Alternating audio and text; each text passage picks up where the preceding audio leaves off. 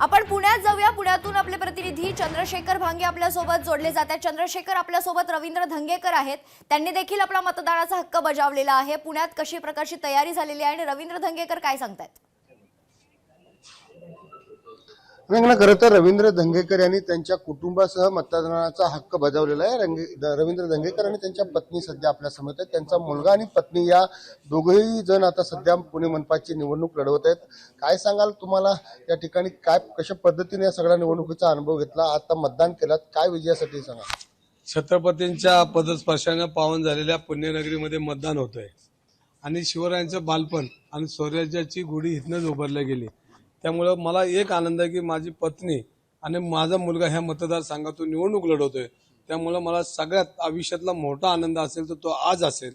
आणि आपण बघितलं असेल, शिवसेना एक कुटुंब म्हणून आम्ही जेवढे उमेदवार पुणे शहरात उभे राहिलेत, ह्या परिवार म्हणून आम्ही त्यांच्याकडे बघतो आणि आज पुणेकरांच्या बाजूने उभे राहतील हा विश्वास आहे। आणि पुणेकर निश्चितच धनुष्यबाण ह्या चिन्हावर बटन दाबून महानगरपालिकेत शिवसेनेला पाठवते। या निवडणुकीमध्ये तुम्ही 2 व्हिडिओ ट्विट केलेत। खरं तर हे दोन्ही व्हिडिओ खूप चर्चेत राहिले। काय नेमकं तुम्हाला सांगायचं होतं? ह्याच्यामध्ये 100 व्हिडिओ आहेत माझ्याकडे, पण मी 2-3च काढले। आता म्हटलं त्या मोबाईलमध्ये बी जागा बसणार, इतके माझ्याकडे आहेत।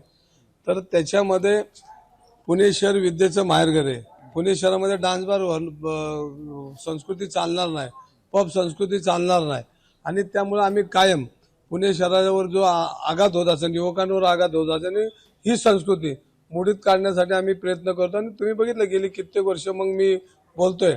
आणि हे जर उमेदवार महानगरपालिकेला लुटून, तिजोरीला लुटून जर अशा पद्धतीने जर वावरत असेल, आमच्या संस्कृतीला घात करत असतील, तर त्याच्याविरोधात बोलणं गैर काय नाही। प्रतिभाताई धंगेकर ताई, तुम्ही पहिल्यांदाच निवडणूक लढवत आहात, कसा अनुभव आहे आणि काय सांगाल विजयाबद्दल? अनुभव खूप चांगला आहे।